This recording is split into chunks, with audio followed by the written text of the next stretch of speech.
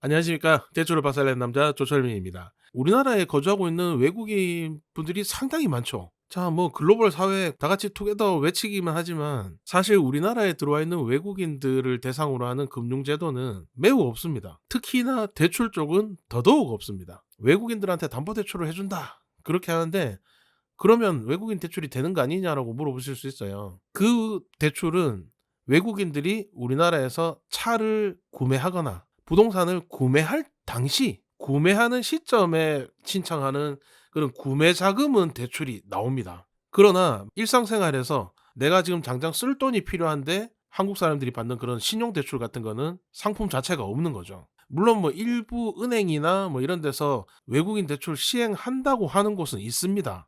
인터넷상에 정보는 떠돌아요. 그런데 실제로 신청해서 받은 분들은 거의 없을 겁니다.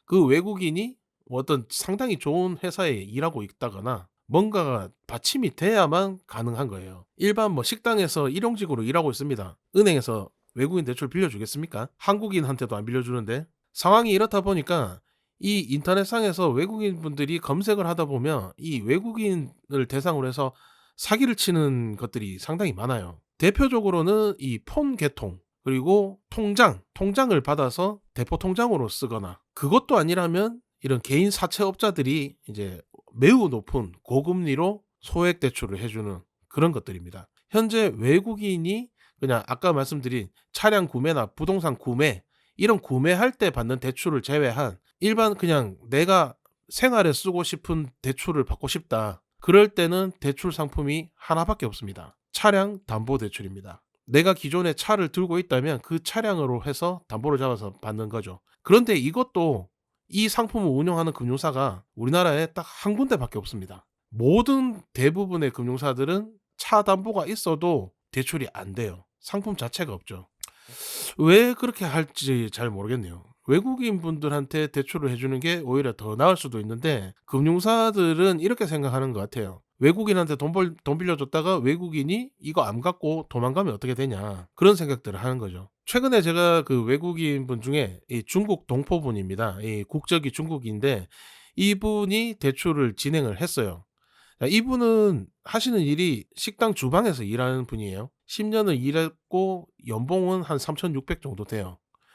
그런데 문제는 이분이 직장인으로 해당이 되죠. 4대 보험도 들어가니까. 4대 보험이 들어가고 세금도 내고 월급을 통장으로도 받고 있지만 그럼에도 불구하고 국내 안에서, 대한민국 안에서는 상품 자체가 없으니까 이분이 직장인 대출을 신청을 못 하는 겁니다. 그런데 이분께서 차량을 들고 있었어요. 차량이 2018년식 SUV 차량이었는데 이분 차량 시세가 뭐 거의 한 800, 900 정도 나오는 차량이었는데 이 차량으로 신청을 했더니 대출 한도가 2,200만 원이 나왔습니다. 그런데 뭐 물론 2,200만 원 나왔지만 이 금액이 다 필요한 건 아니라서 1,300만 원만 신청을 했어요. 원래는 1,000만 원만 필요하다고 하셨는데 조금 넉넉하게 300만 원 더 추가로 신청을 하라고 했습니다. 그 이유는 외국인 분들은 대출되는 데가 여기 한 군데밖에 없기 때문에 여기에서 한번 받고 나면 그다음에 자금이 필요할 때는 더 이상 빌릴 데가 없기 때문이에요.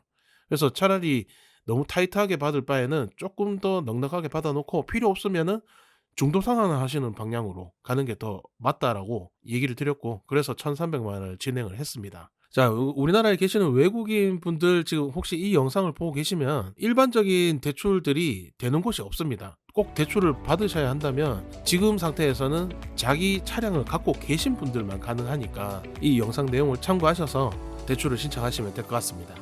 감사합니다.